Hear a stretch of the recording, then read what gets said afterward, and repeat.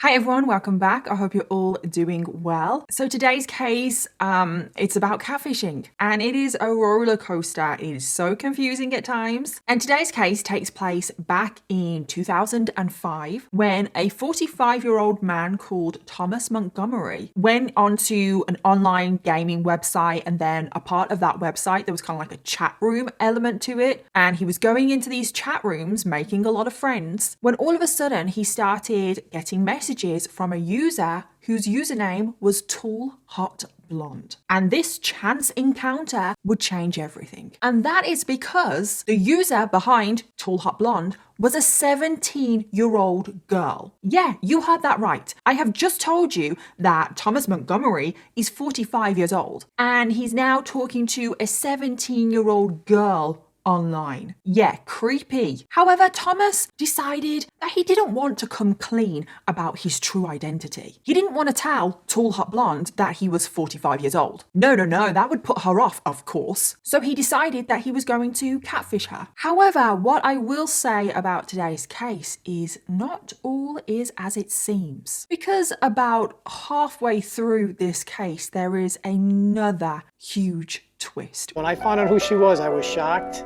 Big time. Which I will obviously not tell you about right now. But wow, this case, it has been giving me a headache. And I'm not going to say any more, so let's just jump in. Before we get started though, I just want to give a huge thank you to today's sponsor, and that is Misplay. Misplay is a free-to-use loyalty app for all of us that love playing mobile games. Because on Misplay, you get to discover new games, play those games, and then get rewarded for playing those games. And I love playing mobile games. You guys know that. And Misplay offers a huge library of mobile games to choose from. There is such a huge catalogue of games from every single genre you can think of. And you just scroll through the homepage and you get to discover new games. And I have discovered so many games through Misplay that I would never have been able to find. And some of the games that I have been playing recently are Travel Town, which is a challenging merge game, and I've been playing that for a while. But then the game that I have been loving recently is Solitaire Dragons. Because number one, who doesn't love solitaire? But then look at how cute the little dragons are. They're so cute and you get to collect them. Seriously, if a game is cute, I'm going to play it. And I've just been using Misplay every day because I play mobile games every single day. I just find it a really good way to relax on the sofa. And if I play the games through Misplay, I get rewarded. And when you collect enough points, you can exchange your points for actual gift cards from some of your favorite stores, including Walmart, Tesco's, H&M, Amazon, and more. And you really have nothing to lose by downloading Misplay because it's free to download. You get to discover new mobile games, and then you get rewarded for playing those games. And if you wanted to check out Misplay for yourself, visit misplay.com/Danielle, or by going to the link in my description box. And using my link really does help out this channel because it lets Misplay know that you came from this video. And you will get 200 bonus points by signing up today. Plus, if you use my code Danielle50 in the app, you will get an extra bonus 50 points that goes towards redeeming your very first gift card. Full details and everything will be in the description box down below. So thank you again to Misplay for sponsoring today's video, but thank you to every single one of you guys watching right now, because without all of you guys, I wouldn't get opportunities like this. And now let's jump into today's case. Thomas Montgomery was born on the 3rd of June, 1959, making him a Gemini. And he grew up in Clarence, New York, where the rest of today's case takes place. Now, not much is really known about Thomas's background, like his childhood or anything like that. So yeah, I couldn't find anything. We do know that he spent 6 years in the military, which is actually pretty significant to today's case. However, he never saw any action. I don't know why he left the military. I just don't know. The only thing that I know is that he left the military with a drinking problem. So maybe that is why he left the military. Maybe he got discharged. I don't know. Following his 6 years in the military, Thomas settled down and he married his current girlfriend, a woman called Cindy. The couple went on to have 2 daughters together. Thomas found work at a nearby diner braid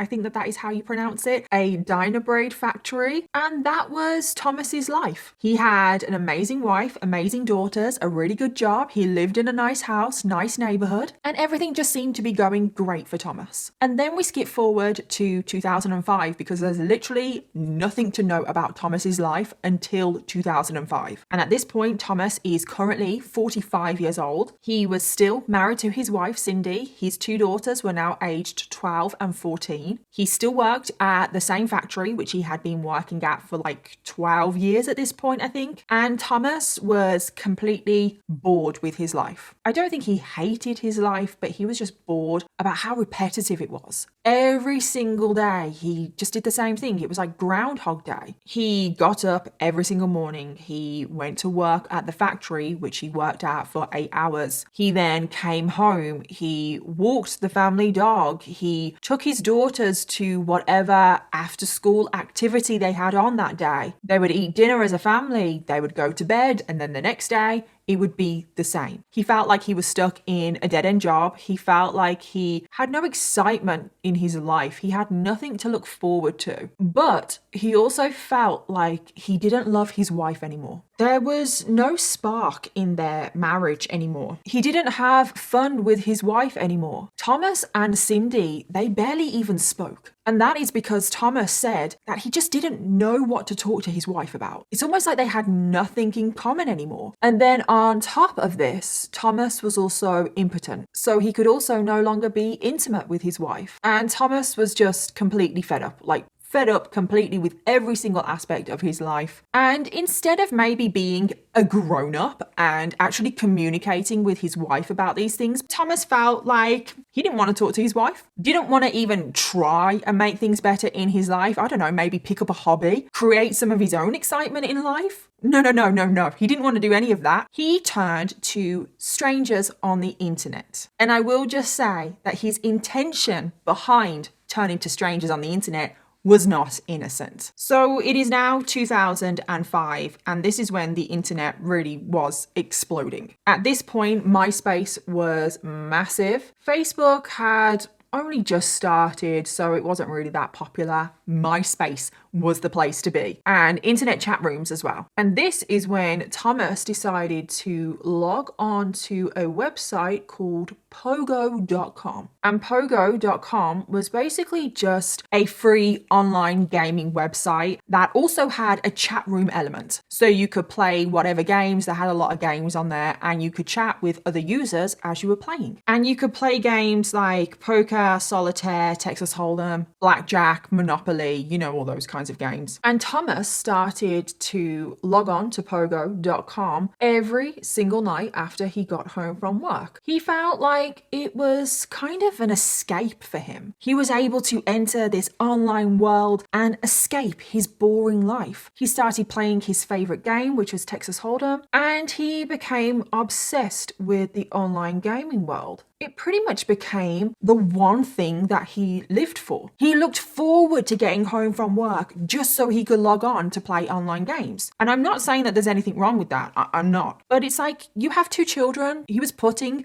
his online gaming before his children, before his family. And an element of Pogo.com that Thomas really enjoyed was the chat room element, because he was talking to people. He was making friends. And his username on Pogo.com was Marine Sniper, which is obviously in reference to his time in the military. And Thomas just found it easier to talk to these strangers online than he did to his own wife. However, like I said, Thomas Montgomery, Marine Sniper, his intentions were not innocent, because Thomas Montgomery just so happened to stumble into the teenage chat room on Pogo.com. Clearly there was a teen section of this website. I don't quite know how that would work, but there clearly was an area where it was teenagers, and 45-year-old Thomas Montgomery should not be there. I mean, you don't just stumble into a teenage chat room, do you? And even if you did accidentally stumble into a teenage chat room, as a 45-year-old adult,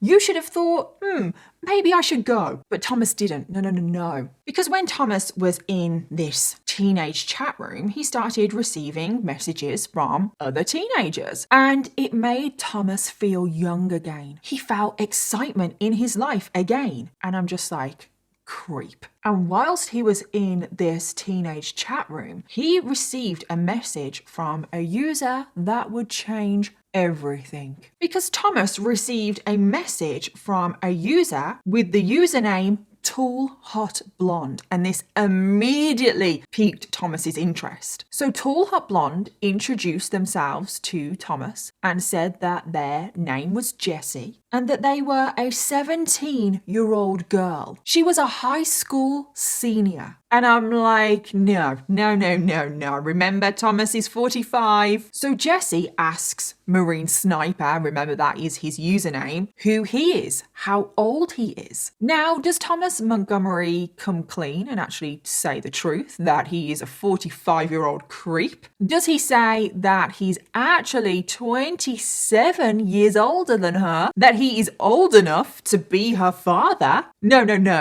Of course he doesn't. Because Thomas Montgomery said that he was only 18 years old. Apparently, he said this because he didn't want to scare off Jessie. He didn't want to actually tell her the truth that he was 45 years old, that he was married, and a father of 2. Apparently, he just didn't want to scare off Jessie. And I'm just like, yeah, sure. Thomas also told Jessie that his name was Tommy because he wanted to be seen as young and cool. And he thought that the name Tommy was cooler than the name Thomas. And unbelievably, Tommy would send photos to Jessie. And I bet you're thinking, what?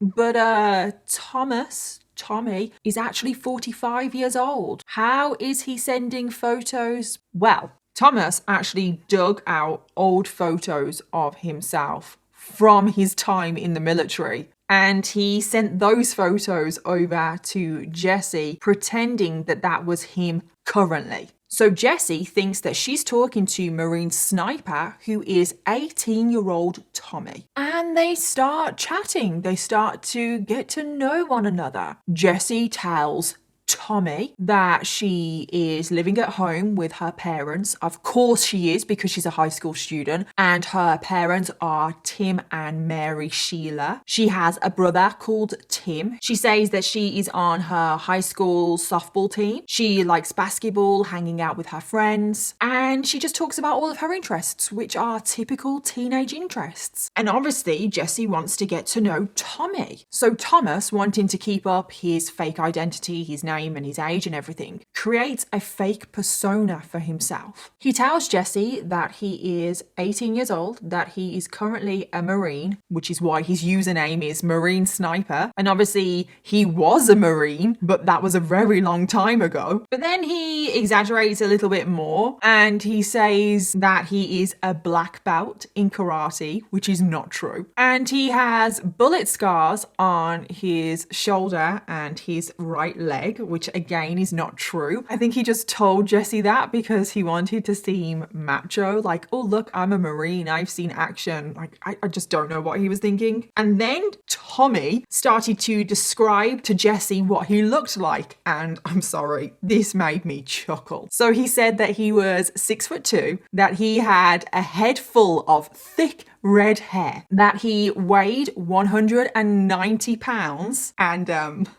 I'm sorry, this next bit. He also said that he had a 9-inch dick. I'm sorry, I had to chuckle. Well, first of all, number one, that is not funny. Why is he telling a 17-year-old girl that he has a 9-inch dick? I'm sorry, no. But two, like, what? He clearly thinks that that is a key characteristic of himself, and we all know that that would not be true either. But it's like, does Jessie really need to know this right now? Even if you take her age out of it, does she really need to know that information? No. But Tommy didn't stop there. He really created this fake backstory for himself. He said that his mom had died when he was 12 from cancer. His dad was a former military man and he was just following in his father's footsteps. And then this next part really baffles me. Tommy also told Jesse that when he was 17 years old, he raped a cheerleader. And I'm like, what? Now, there's part of me that thinks that that is true. Because why would you make that up? Like, why would you make up that you raped somebody? And I'm just like sat here so confused and so baffled that this 45-year-old man, 45-year-old Thomas Montgomery, is talking to 17-year-old Jesse, telling her how big his penis is and that he has raped a cheerleader. Like, what? And I believe that he probably did rape somebody when he was 17 years old. We obviously have no evidence of this. It's just strange. So anyway, Jesse, upon hearing this, that he had raped a cheerleader, she didn't seem to mind. She actually said that she forgave him for what he had done and that he was very brave for coming forward about what he had done. Well, number one, it's not for Jesse to forgive him for anything. Maybe the victim of the rape should be the one to decide that. But it's just all very creepy and very strange. And this is when Tommy continued on his fake story that he was currently training to be a sniper, hence his username, Marine Sniper, and that he would soon be heading out to Iraq to serve his country, which again is not true. And this online relationship continues. And even if you could argue that it started off innocent, which I don't think anyone in their right mind could argue that, because I'm sorry, nobody saying that they have a 9-inch dick to a child is innocent. It now actually does develop into a very, very flirtatious relationship. Thomas started flirting with Jessie online, sending her very inappropriate innuendos. Thomas, aka Tommy, wanted Jessie to describe what she looked like in a flirtatious way. But it gets worse. Because of course it does. Because Thomas started putting pressure on Jessie, the 17-year-old girl, to send him photos of herself. And Jessie did. Thomas is essentially grooming Jessie. There is no other way to put it. Jessie would send Tommy pictures of herself. And a lot of these pictures were more racy pictures, you know, bikinis, a little bit more revealing,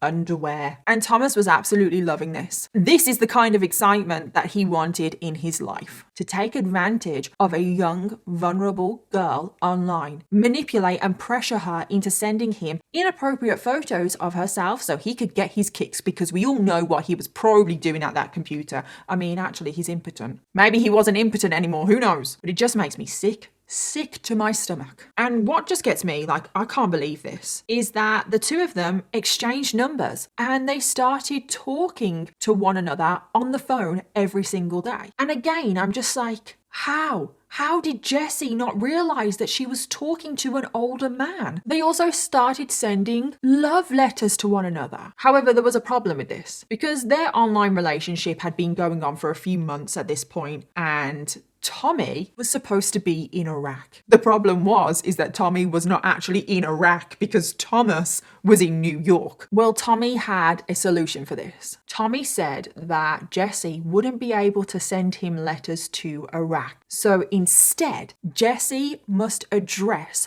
her love letters to Tommy's father, aka Thomas Sr., who was a 45-year-old man who lived in New York. And as you've guessed it, Thomas Sr., aka Tommy's dad, is actually just Thomas Montgomery. That is actually just his home address, where he lives with his wife and his 2 daughters. But again, Jessie didn't seem to question this, so every single time she sent a love letter, she addressed it to Thomas Montgomery's address in New York, thought she was sending it to Tommy's dad, and then Tommy's dad would forward those love letters to where he was stationed in Iraq. Does that make sense? It's all very confusing. And over time, Jessie and Tommy started to really fall for one another. And it's so sick, especially when you remember that he has 2 daughters. And his 2 daughters are closer to Jessie's age than Jessie's age to him. And Thomas really is a master manipulator, because Tommy said to Jessie that he would contemplate committing suicide if she ever left him. And Jessie was like, oh, no, please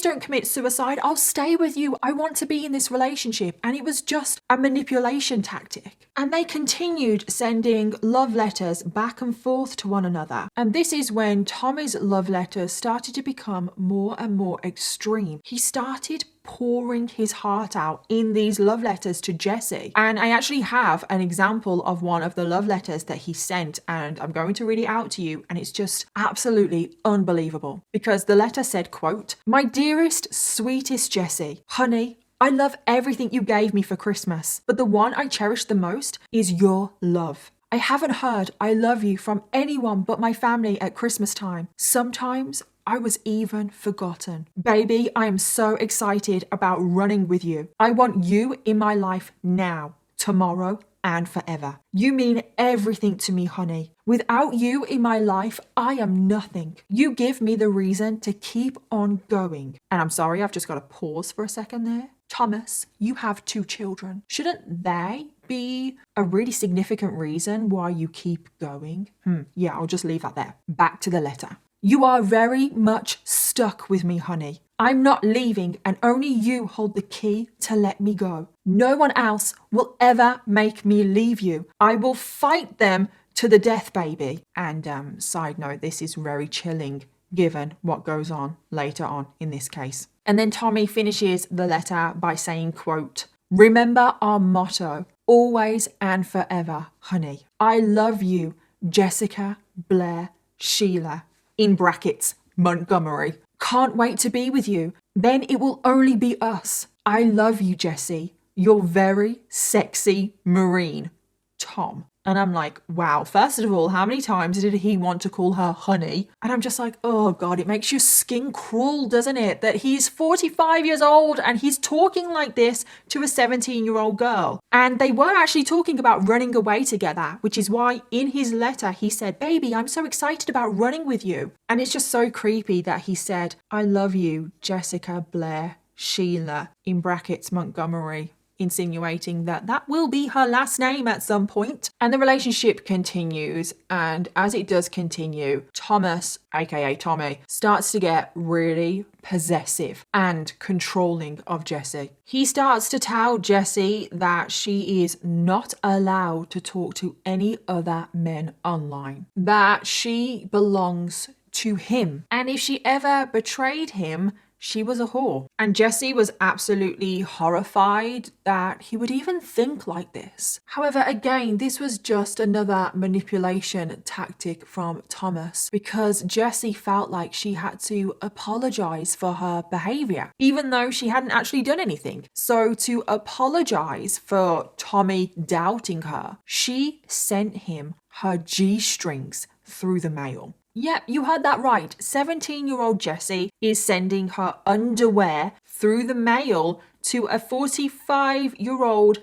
man. And she did this multiple times. There was multiple G-strings sent. It's just disgusting. It really is. They were also speaking on the phone still every single day. They would speak on the phone at the same time every day. And then 8 months after they had first met online, Jessie had now turned 18 years old, and Thomas had also turned 46 years old. And this is when Tommy proposes to Jessie. I know. What? So 46-year-old Thomas Montgomery proposes to 18-year-old Jessie, and he was clearly waiting until she turned 18. And it's just so sick. Like, I'm sorry. Can we just take a moment right now? It's like, what does Thomas think is going to happen here? He's living in this delusional world. He is 46 years old now. What does he think is going to happen? Jessie thinks that he is 18 years old. Is he just hoping that Jessie is so in love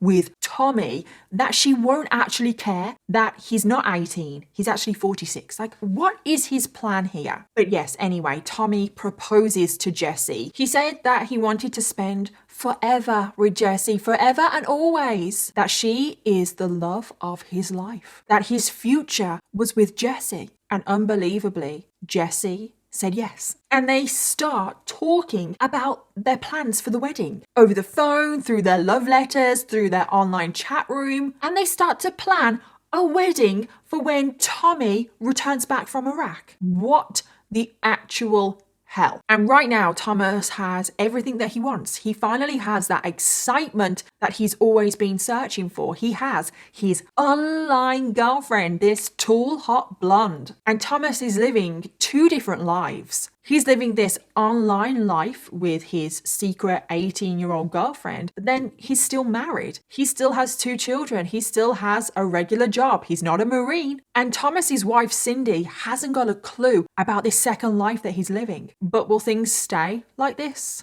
Oh, no. Cindy is about to find out. So at this point, Thomas couldn't keep his mouth shut about his disgusting, sordid little affair. Thomas, every single day when he was at work, he was bragging to his colleagues about the affair that he was having with an 18-year-old girl. That's nothing to be proud of. Also, Thomas wrote down a New Year's resolution on a little notepad, and his resolution said, quote, "On January 2nd, 2006, Tom Montgomery, 46 years old, ceases to exist and is replaced by an 18-year-old battle-scarred Marine who is moving to West Virginia to be with the love of his life." Is he actually delusional? Like, does he actually believe this? Has he told so many lies to himself that he actually believes his own lies? Like, does he actually think that if he wants it enough, he will just become 18 years old? And why the hell is he writing this down? That he's going to run away to West Virginia, which is where Jesse lived. Like I said, I would love to know what his grand plan is here. And Thomas had become an absolutely terrible husband and terrible father to his wife Cindy and then his 2 daughters, because he basically just ignored them. When he got home from work every day, all he cared about was the computer. He didn't speak to his wife. He didn't speak to his children. They came second to his online life. And his wife Cindy was getting completely fed up with this, and I don't blame her. She kept wondering why her husband was so obsessed with all of these online games. Why was he never present anymore? Why did he not care about his daughters anymore? And Cindy, deep down, she just felt like he was keeping something from her. So one day when Thomas was out at work, Cindy started to snoop around. She started looking for any clue that Thomas was hiding something from her. And she went into Thomas's closet, and this is when she found multiple G-strings, and they weren't hers. But it didn't stop there. Oh no, Cindy kept on digging, and she soon came across the love letters between Tommy and Jesse. And she was like, what the hell is all of this? Can you even imagine? So now Cindy decided that she was going to log on to Thomas's computer to see if she could find any more, get any more answers as to what all of this was. So Cindy went onto Thomas's computer. She went on to pogo.com. She logged into Thomas's account, and this is when she found a load of messages from a user with the username Tall Hot Blonde. And it didn't take Cindy long to figure out that Tall Hot Blonde was actually an 18-year-old girl. And Cindy was shaken to her core. She could not believe it. Not only was her husband having an affair, but he was having an affair with an 18-year-old girl, and it had started when she was 17. This girl that he was having an affair with was closer in age to their very own daughters. That would make anyone sick to their stomach. And Cindy confronted Thomas about this straight away. As soon as he got home, she told him she knew the truth. And Cindy actually said to Thomas, listen,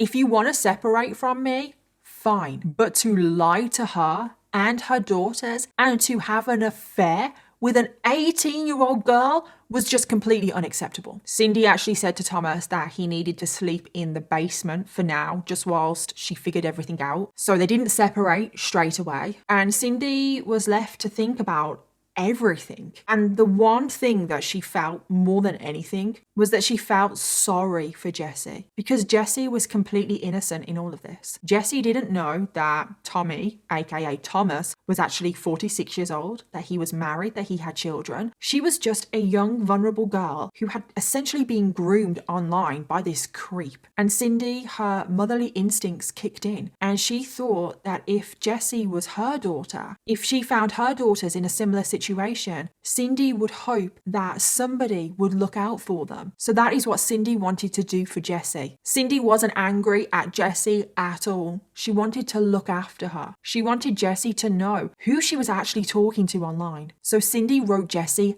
a letter. So in this letter, Cindy included a family photo of Thomas Montgomery, the real Thomas Montgomery, Cindy, and then their two daughters. And Cindy said, "Let me introduce you to my family. Tommy, the person that you have been talking to online, is actually a 46-year-old man, the man in this photo. He is my husband, and these are his two daughters, who are aged 14 and 12. Cindy said that the 18-year-old Tommy, the Marine that was in Iraq, he didn't exist. That her husband, 46-year-old Thomas, had been catfishing her. That everything that Tommy had told her was pretty much a lie. And she also said in the letter, quote, "From what I gather, you are much closer to my daughter's age than mine, let alone Thomas's, and because of this, he can be prosecuted as a child predator." And Cindy also finished off the letter by saying, quote, "Do not trust words on a computer." And Cindy sent this letter to Jesse. And when Jesse read this letter, she could not believe what she was reading. This relationship that she had had with Tommy online had been going on for at least 9-10 months, possibly even a year at this point. Did she believe Tommy, the person that she had been talking to online for so long? Or did she believe this random woman who had just written this letter to her? So Jesse messaged Tommy and said, "Is all of this true? Your wife has just sent me this letter. Like, do you actually have a wife? How old actually are you? What is the truth? What is going on?" And Tommy tried to say, no, it's all lies. He was desperately trying to cling on to the fantasy world that he had created for himself. He knew that if he revealed the truth, his 18-year-old fiance would disappear. However, now we get to the point in the case where I need to reveal something, because not all is as it seems. Remember I said in the beginning of this video that there was a pretty big twist? Well, some of you may have already guessed what the twist is. Some of you may not have a clue what the hell I'm about to say. But there is not just one catfish in today's case. Oh no, there are actually two. 45 or 46-year-old Thomas Montgomery is not the only catfish in today's case. Because tall, hot blonde, who Thomas, aka Tommy, had been speaking to this whole time, was also a catfish. Tall Hot Blonde is not 18-year-old Jesse. In fact, Tall Hot Blonde is actually 45-year-old Mary Sheila, who is actually 18-year-old Jesse's mother. So Jessie, 18-year-old Jessie, is a real person. But her own mom, Mary, was stealing her identity. I know. I'm just going to let that sink in for a second. This whole time, Thomas, 46-year-old Thomas, thought that he was talking to an 18-year-old girl called Jessie, when he was actually talking to another 45-year-old Mary. So now we know the true identity behind the username Tall Hot Blonde. It is actually 45-year-old Mary Sheila, who is the mother of 18-year-old Jesse. So Thomas was catfishing Jesse, but then Jesse is actually 45-year-old Mary, and Mary was also catfishing Thomas. But Thomas thought that he was so clever manipulating who he thought at the time was 17-year-old Jesse, when in fact he was just being catfished right back. And that is what you call karma. However, that's still not an excuse. Thomas and Mary, actually, they're both creeps, because both of them thought that they were talking to a 17 or 18-year-old, and they are both 45 45 and 46, and I'm sorry, they're both creeps. But now we need to talk about Mary, because who the hell is Mary? Well, Mary Sheila was a 45-year-old housewife. She is married to her husband, Tim, and they have 2 children together who are Jesse and then Tim Jr. And Mary was seen as an upstanding person in the community that she lived in. She was very involved in Jesse's school. She would volunteer at events in the local community, and she was just seen as one of the best parents ever, which I'm like, not really. However, back in 2005, Mary became incredibly bored with her life. It's actually a very similar story to Thomas. She wanted more excitement in her life. And I'm just like, go out and get a hobby. Why are these people catfishing on the internet? Like, go and join an art class. Because Mary, she was bored with her life, and she logged on to pogo.com and she started playing the online games and everything. And she thought to herself, you know what? I'm going to have some fun here. I'm not going to use my real identity. I am going to pretend to be my daughter. So that is why she created the username Tall Hot Blonde, and she used her own daughter's photos as her profile picture. And now this is when Mary's actions become completely disgusting, because Mary is pretending to be her 18-year-old daughter Jessie. And I just actually want to point out here that she at first was pretending to be her 17-year-old daughter Jessie. And she started talking to random men online, random older men online, pretending to be this 17-year-old or 18-year-old. And it's like, why would you do that? Why would any parent want to pretend to be their daughter and put their daughter in that position? Like, it's just so crazy. And Mary would send her daughter's photos to the men that she was speaking to. And she was speaking to a lot of men pretending to be Jessie. It was not just Tommy. Oh, no. Mary, aka Jessie, Tall Hot Blonde, was speaking to so many men. And Mary was stealing her daughter's photos to send to these men. And she was sending photos of her daughter wearing a bikini, some maybe more intimate photos that Mary stole from her daughter. And it's like, why would you do that? Why would you send revealing photos of your daughter to creepy men online? But it gets worse, because Mary would follow her daughter around the house with a camera and take compromising photos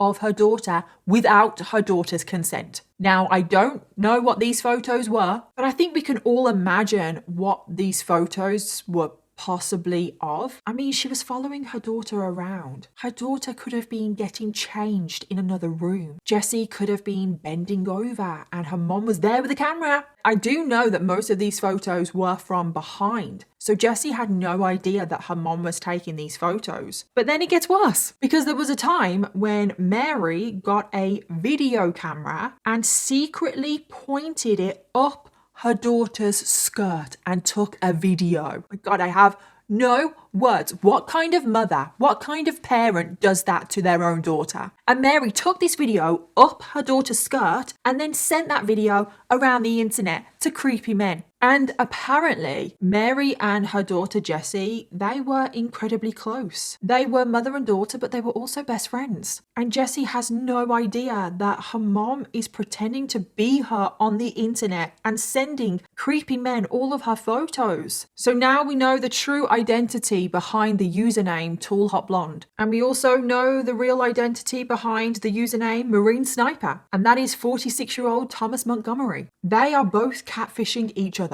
It's just absolutely insane. However, if you cast your minds back, Cindy, Thomas's wife, wrote Jessie a letter telling her the truth about who Thomas Montgomery is and that he was actually 46 years old, not 18. So Jessie, aka Mary, now knows that the person that she has been speaking to is not 18-year-old Tommy, but 46-year-old Thomas Montgomery. However, it is now when somebody else gets introduced into today's case that would completely change the trajectory of this case. And that is 22-year-old Brian Barrett. And Jessie, Tall Hot Blonde, aka Mary, would now turn her attention onto Brian. Now, Brian also had an account on Pogo, and his account was Beefcake1572. And Brian is a real person. No catfishing when it comes to Brian. Brian is 22 years old. He is currently studying at Buffalo State College, and he also just so happened to work part-time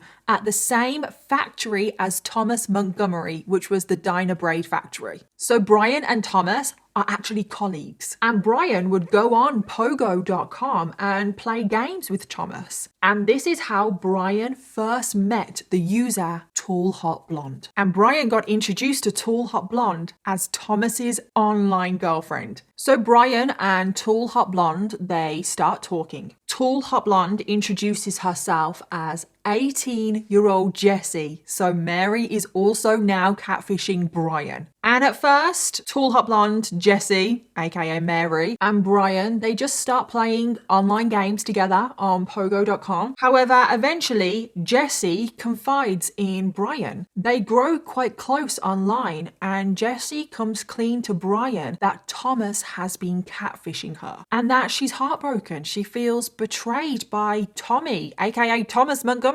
And I'm like, really? You're catfishing everyone as well. And so going forward, Brian and Jessie bonded over this. Brian started comforting Jessie, trying to make her feel better, trying to make her forget about Thomas, the weirdo, the creep that was catfishing her. And Brian starts to feel sorry for Jessie because she has been taken advantage of by this older man. And unbelievably, Brian starts to fall for Jessie. Brian soon becomes infatuated by Jessie. He falls head over heels for her. And now Jessie and Brian essentially start up an online relationship. They start to have very intimate conversations. Jessie now starts to send Brian very racy photos of herself. And I'm just like, oh my God, because it's actually Mary sending photos of her daughter to another man. So then what happens? Because Jessie and Brian are now in this online relationship together, they decide to gang up and bully Thomas because Jessie apparently wanted revenge. She wanted to get her own back on Thomas for lying to her, for catfishing her. And I'm like,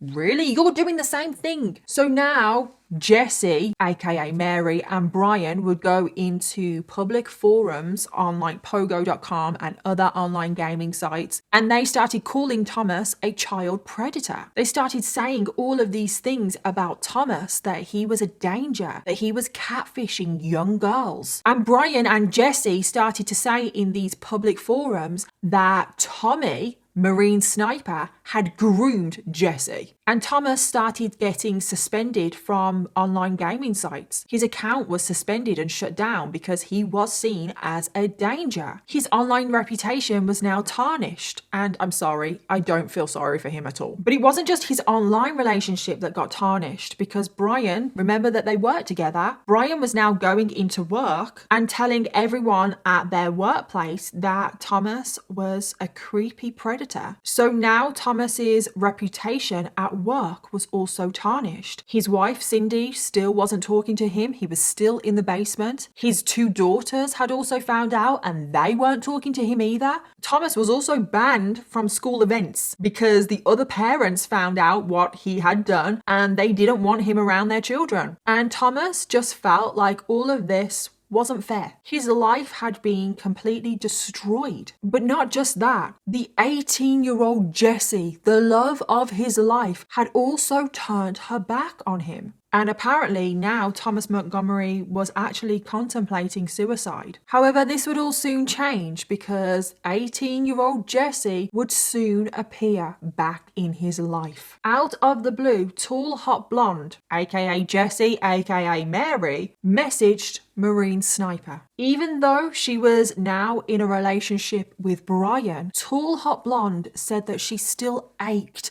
to be with 18-year-old Tommy, even though 18-year-old Tommy didn't actually exist. Jessie missed him. Jessie said to Thomas, quote, "If Tommy existed, I would be holding him every night, sharing dreams with him." And this is when 46-year-old Thomas Montgomery messaged back and said that the 18-year-old Tommy could still exist. If Jessie wanted 18-year-old Tommy to exist, then he would, and they could start up their online relationship again. But he had one condition. Jessie must stop her relationship, stop communicating with Brian. And I'm just like, wow. It's like they're all in high school. So Jessie, 18-year-old Jessie, aka Mary, agreed. She was like, yes, of course, I will stop speaking to Brian. I only want Tommy. But did Mary, pretending to be Jessie, actually stop communicating with Brian?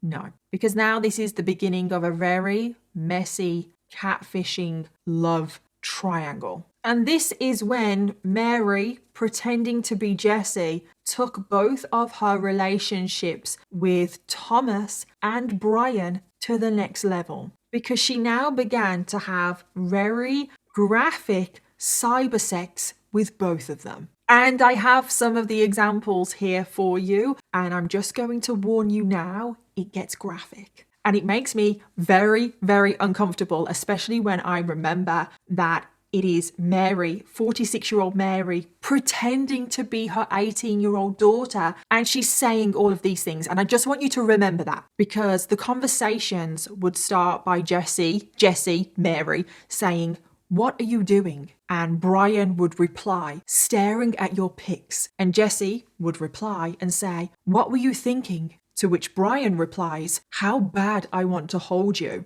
And then Brian asks Jessie, "What is she doing?" To which Jessie replies, quote, "Taking my thong off, sitting back down on my baby's lap, sliding onto something long and hard."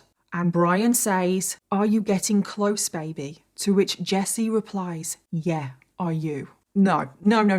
It gets worse though. It gets worse. That was pretty tame. So then after she would have cyber sex with Brian, she would go and have cyber sex with Thomas, who she now knows is a 46-year-old man. It would start by Jessie saying, "I ache for Tommy." To which Thomas replies, "I would sell my soul to be that person. I want you so bad. I want to hold and kiss you." Jessie then says, "Make love to me." To which Thomas replies, quote, "Moves his fox's panties over and slowly rubs the tip of his snake up her clit."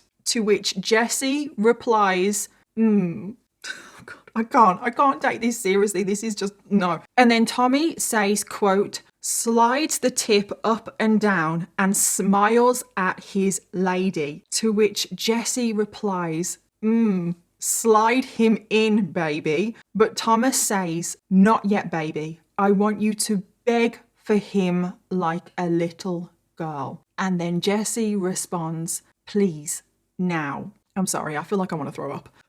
Thomas then says, "Okay, baby." Slides all the snake slowly into his lady. Jessie then says, "You feel so good, baby." Thomas replies, pumps faster and faster and says, "Any minute now." To which Jessie finally says, "I'm gonna come. Faster, baby." Oh, Tommy. Oh, I can't believe I've just said all that. I can't. No. How have I just read all of that out on YouTube? YouTube is not going to like this video. And I'm sorry, but that is a 46-year-old man, and he thinks that he is talking to an 18-year-old girl. But then it's equally sick to remember that that is a 46-year-old mother pretending to be her daughter, her 18-year-old daughter, talking to a 46-year-old man. Both sides are equally sick and disgusting. And things go on like this for months. Jessie continues on having cyber sex with both Brian and Thomas. And Thomas thought that he had his 18-year-old girlfriend back, that he had her all to himself. He had no idea that she was actually having a relationship with Brian. And to be honest, Jessie, aka Mary, is probably having relationships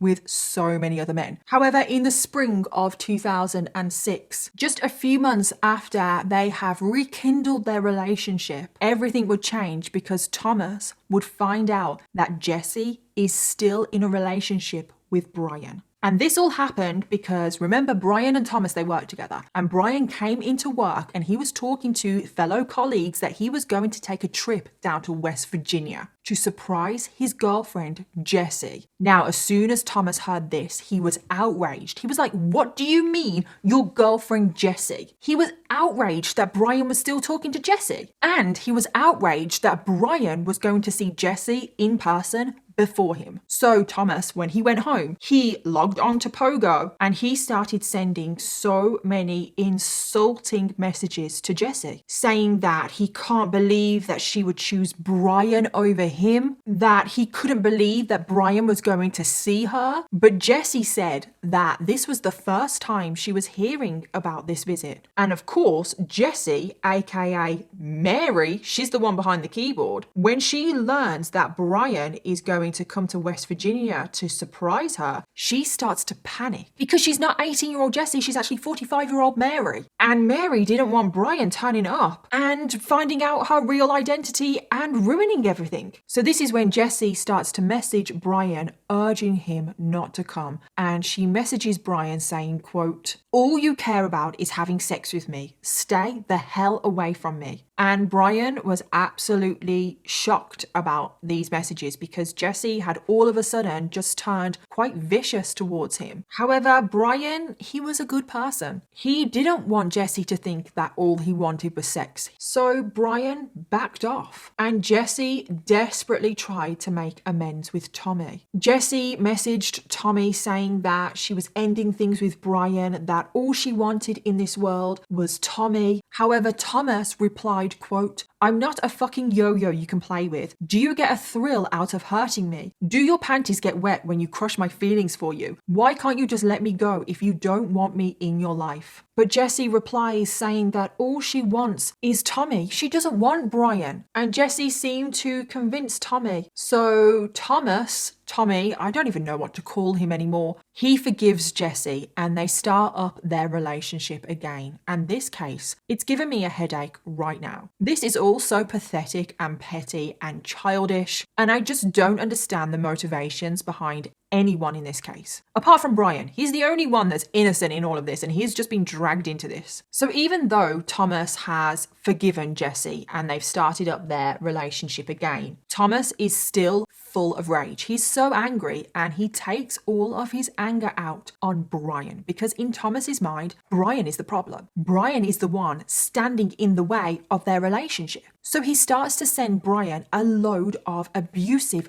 angry messages. Thomas said to Brian, quote, I can't believe you have chosen her over our friendship. Are you going to see her? Go pop her cherry. Good luck. And first of all, I just want to clarify that they're not friends. They're colleagues at work and they are acquaintances at best. Like they're friendly, they're not friends. So anyway, Brian replies, why does it bother you so much? You are so much older than her. And then Thomas replies, quote, tell your cum-sucking little whore to stay the fuck out of my life. If you wanted her, you got her. Just tell her to leave me the fuck alone. What? I thought you wanted her. It's so confusing and it's just so stupid. I literally want to scream. And at this point, Thomas just couldn't keep his temper under control. Thomas told Jessie that he was preparing for war, that he was going to the gym every day, which he had not done in years. He was barely sleeping. Thomas also started to make threats against Brian to their fellow colleagues, saying that he was going to punish Brian for what he has done. And everyone thought that Thomas was losing his mind. But it wasn't just Brian that Thomas was threatening. It was also Jessie. He started to threaten Jessie that if she ever stepped out of line, that if she ever went back to Brian, he would send a group of men to her home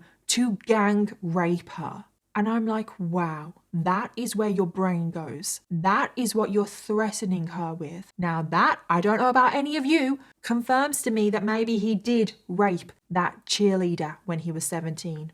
Especially if that's where his mind goes to threaten a woman. And what I also don't understand is Mary here. How is she putting her daughter at risk here? Because let's just say that Thomas does hire a group of men to go rape Jessie. Jessie is a real person. The address that Thomas has is Jessie's real address. So those group of men will be going after 18-year-old Jessie, not Mary. And obviously I don't want them to go after Mary either. But I'm just saying, Mary is putting her daughter at so much risk here. Why is she not shutting this down completely? There is actually a risk of danger to her daughter. Why is she not like shutting this down? Why is she not going to the police? Why is she actually not coming clean about who she is? And Thomas sends Jessie another message saying, quote, "You have done what I feared most, turned my heart ice cold. I hate him with a passion. And for 10 cents, I would eliminate him. Payback is a motherfucker. I am the ultimate weapon.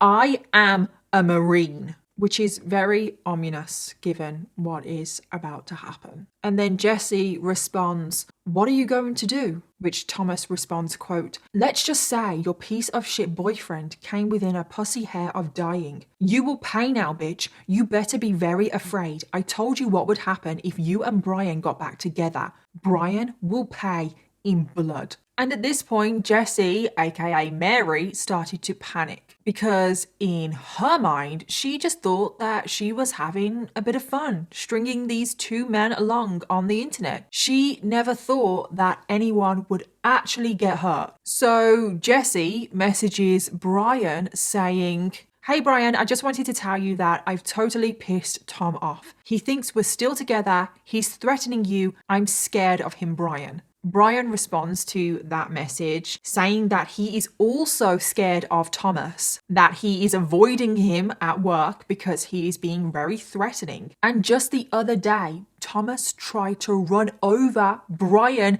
in the car park of their work. And I'm like, what? Jessie told Brian to stay away from Thomas, and they both agree that he is clearly crazy and that he could be capable of anything. However, unfortunately for Brian, things are about to get so much worse. Because in September of 2006, Thomas Montgomery logged on to MySpace and he saw that Brian and Jessie were still talking, and Thomas lost it once again. And this is when Thomas went on a very vicious rampage to Jessie on social media. He started calling her every name under the sun. He said, quote, "You're nothing to me now but a lying whore who only wants Brian's cock in her. I know you will have Brian's cock in you. I don't ever want to meet you or see you unless you are being gang raped." Thomas is disgusting and he has very colourful language. And these types of insults would carry on for days. Thomas would message Jessie online over MySpace on the online gaming sites. He would text her, he would call her. Not that Jessie, aka Mary, was picking up, but he would leave her voicemails, throwing insults at her left, right, and centre. And because Jessie was no longer answering the phone or responding to his messages, this infuriated Thomas even more because he saw this as another insult. On Wednesday the 13th of September, he wrote a message saying, quote, "Run to Brian, you cock whore. He is waiting for you." He got no response. A few hours later, he sent another message saying, "See, are you talking to Brian? Guess you just can't help but lie about not wanting him." Again, Jessie didn't respond. The next day, Thursday, the 14th of September, Thomas sent another message saying, quote, "Hey whore, are you there? Go suck your boyfriend Brian's cock today." Again, he got no answer. And then finally, on Friday, the 15th of September, Thomas sent another message to Jessie saying, quote, "Are you there? You can answer. Your boyfriend won't mind. Come on, your boyfriend Brian won't mind you talking to me. Okay, fine. Play your game." And then this is when Thomas signed off for the very last time. When Thomas logged off for that very last time, something inside of him just snapped. He hated that Jessie was no longer talking to him. He hated that Jessie was with Brian and he wanted revenge. And very sadly, the worst happens. So on that very same evening at around 10 p.m, Thomas headed back to the Diner Bread factory because he knew that this was approximately the time that Brian finished his shift. Thomas arrived in the parking lot and he found Brian's car and he first slashed one of his tires so Brian couldn't drive off. Thomas then lay in wait, waiting for Brian to leave work. And at 10:16 p.m., Brian did leave the factory at the end of his shift. Brian was walking across the parking lot towards his car. Brian got in his car, but then Thomas came out of the shadows. Thomas made his way over to the driver's side window and pulled out a rifle. And without hesitation, Thomas Montgomery lifted his rifle and aimed it at Brian and pulled the trigger. He pulled the trigger 3 times, murdering 22-year-old Brian Barrett. And it's just like, how did this case end up with an innocent man losing their life? Brian was completely innocent here, and he got caught up in this crazy, messy, catfishing love triangle with 2 older adults. Following the murder, Thomas returns home. In the couple of hours after the murder, he tries to get in contact with Jesse, but Jesse is still not responding to him. And then 2 whole days pass, and Brian's body still hasn't been found because it's the weekend and no one is working. But then by the time Monday morning comes around, a security guard walked over to Brian's car, looked in the car and saw that there was bullet holes in the window, and then inside the car was Brian slumped over, not moving. Police arrive at the scene and they immediately open a murder investigation. And one of the first things they did was look at Brian's online activity. And it didn't take the police long to find the very messy love triangle that Brian was in with Thomas Montgomery and also 18-year-old Jesse. So immediately the police try and track down Thomas, but he is nowhere to be found. So now the police are panicking, thinking, oh my God, Thomas has gone after Jesse. Jesse, the 18-year-old girl, is in imminent danger. So the police in New York inform the police in West Virginia to go to Jesse's home to warn her, protect her from the danger that she's in. So then police go over to Jesse's home, but Jesse doesn't answer the door. 45-year-old Mary Sheila answers the door, aka Jesse's mom. And the police are like, is your daughter home? We need to talk to her. She's in danger. And Mary just says, oh, I'm sorry, my daughter's not home right now. She's not going to be home for a few days. And the police are like, what? Where has she gone? Who is she with? The police ask Mary for a contact number for her daughter, but Mary just says, sorry, I don't have one. The police are like, what do you mean you don't have a contact number for your daughter? The police are really trying to emphasize how much danger Jesse is in. And this is when they inform Mary that a man that Jesse has been speaking to online called Brian has been murdered. And at this point, Mary broke down in tears. And this is when she came forward with the truth that it wasn't Jesse speaking to these 2 men. It was actually Mary pretending to be her daughter. But Mary had been catfishing Thomas and Brian for about a year now. That Mary was using her daughter's identity, that it was Mary sending her daughter's images to men online. And the police were like, what?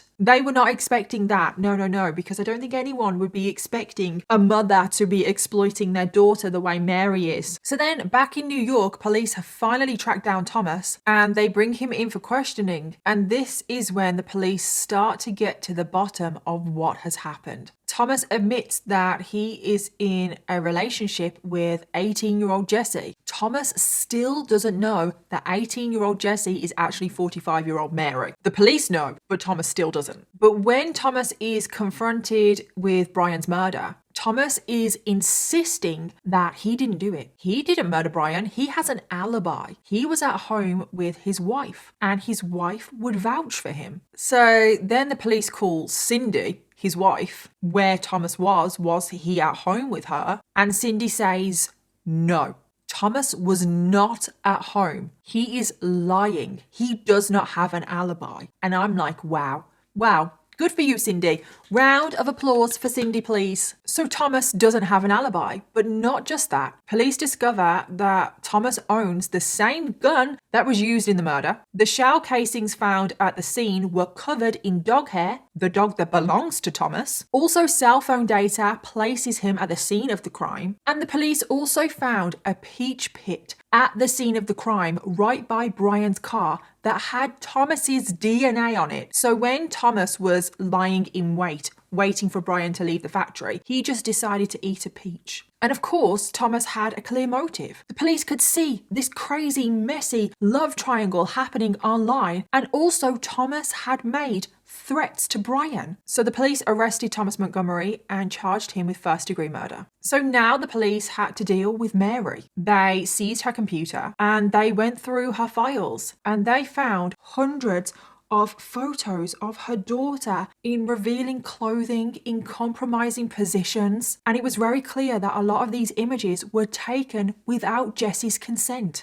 And they also found that Mary had been sending these images to hundreds of men online. And I'm like, wow, she is worse than we thought. But given the fact that Mary wasn't actually involved in the murder, i.e. she wasn't at the scene of the crime, she never once told Thomas to murder Brian or harm him, and she had no prior knowledge that the murder was going to take place, the police couldn't charge Mary with a single crime relating to Brian. Even though, if you ask me, I think Mary does hold some responsibility for Brian's murder, because if you remember, one of the messages, Thomas actually did say to Jesse that Brian will pay with blood. And I'm sorry, that kind of is a threat. I feel like Mary should have done something, like warn the police. I don't know. I feel like she did kind of have a little bit of knowledge that the murder was going to happen. But then when it comes to the crimes against Jessie, her own daughter, the police also could not charge Mary for a single crime related to all of that either. And I'm like, what? Are you frigging kidding me? What do you mean Mary cannot be charged with any offense against her daughter? I'm sorry, that doesn't add up. Mary was taking explicit photos of her daughter when her daughter was only 17 years old. I'm sorry, that makes her a minor. And even when she's taking explicit photos of her daughter when she's 18, I'm sorry, it's still sexual assault, harassment, whatever. I am sorry, but there is still crimes that have been committed here. I just don't understand how she has not been charged with one single thing when she has exploited her daughter for so long. And then going back to Thomas, when he is in jail, this is when he finally learnt the truth about Jesse's real identity. That this whole time he had not been talking to an 18-year-old. He had actually been talking to a 45-year-old woman called Mary Sheila, who was the mother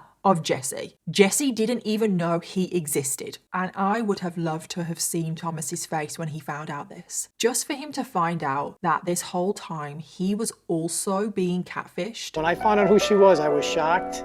Big time. I really thought she was an 18-year-old girl. I mean, she played the part to a T. She was a great actress, what she did. Even the part that made me think she was really 18 was when she thought she could actually talk to a Marine while on a combat mission. That made me think she was an 18-year-old blonde that didn't have no sense. Even though I was older, emotionally I was immature. Once she got me hooked, I was done, like a fish on a line, and she was good at it. And then whilst Thomas was in jail, he agreed to do a TV interview where he definitely tried to play down his role in the murder, and he also tried to blame everything on Mary. I think she should be sitting where I am. I really do. She had a lot to do with this too. I would want to know why she did it. Why she used her daughter like that. Did she have the same problems that I had? You know, lack of communications in her marriage. Why use your kid? Why use your real daughter? You could have made up a name or somebody else. I agree to a certain extent. Mary is definitely responsible for something here. I cannot believe she's managed to get away with everything. But ultimately, Thomas, you were the one to pull the trigger. Don't make the mistakes I made. Don't sit and keep everything inside. Don't think you can settle your problems by talking to somebody on the internet, because all it does is make it worse. Don't push your family away from you. When you have problems, pull your family in closer so you can be stronger. Because I know I see the hurt in my kids' eyes every time I see them, and it just hurts me even more. I mean, the guilt kills me every day. And in the end, because there was so much evidence against him, I mean, it was overwhelming, Thomas decided to take a plea deal instead of going to trial. So he pleaded guilty to first-degree murder, and he received 20 years in prison. And in the aftermath of this case, it obviously got made public. But did Mary tell her husband or her daughter Jessie about what had happened? No. She kept it all a secret. And then one day, Jessie was just online. The real Jessie here. She was just online and she was going through some news articles and she came across an article talking about the murder of 22-year-old Brian Barrett. And she started reading through this article and all of a sudden she saw her mom's name connected to the case. And then further down the article, she saw her own photos connected to the case. And this is how Jessie learned, the real Jessie. This is how the real Jessie learned about this case, about the fact that her mom had stolen her identity and was using it to catfish men online. And this had resulted in an innocent man being murdered. Can you imagine? Oh my God, I cannot even imagine being Jessie in that moment. My heart breaks for her because her whole world would have shattered in that moment because Jessie and Mary, they were quite close. Like I said earlier on, they weren't just mother and daughter, they were really good friends. They were best friends. And then for Jessie to learn that her mom had been taking inappropriate pictures of her all of these years to send to random men online. Jessie told her dad about this case. Her dad was absolutely horrified and her dad, Tim, confronted Mary about this. Mary eventually came clean. Tim immediately divorced her, which I don't blame him. And this is also when Jessie cut her mum off completely. She didn't want anything more to do with her mum, which I don't blame her. Mary now lives with her parents and she has never spoken publicly about this case, about anything. And as far as I'm aware, Jessie still no longer has contact with her mom. And Mary's life has been completely destroyed, which I think is the least that she deserves. To be honest, I think she should be in prison. For what she did to her daughter is inexcusable, let alone the role that she played in the murder of an innocent person. And Thomas, he was sentenced to 20 years, and that was in 2006. But he could be up for parole very soon. I couldn't find out any information, but in 2 years' time, that's 20 years. And I just want to finish today's video by remembering the victim of today's case. Brian Barrett was described as a kind, warm-hearted and caring young man. He was a student at Buffalo State College with a bright future ahead of him, and his family all miss him so much. He had his whole life ahead of him, and he was so young when he was taken from this world. He was only 22 years old. And I just really hope that Brian's family are doing okay. There are no words to ever make what happened any better. And I also hope that Jessie is doing okay because Jessie is also a victim in today's case. And that brings us to the end of today's case. It was very confusing at times because there were so many people and catfishing and everything. And I hope you managed to follow the case. But as always, let me know your thoughts, theories and opinions. And don't forget to leave me your case suggestions in the comments down below because I always want to know what you want to hear next. Thank you again to Miss Play for sponsoring today's video, and I'll see you all in my next one. Bye.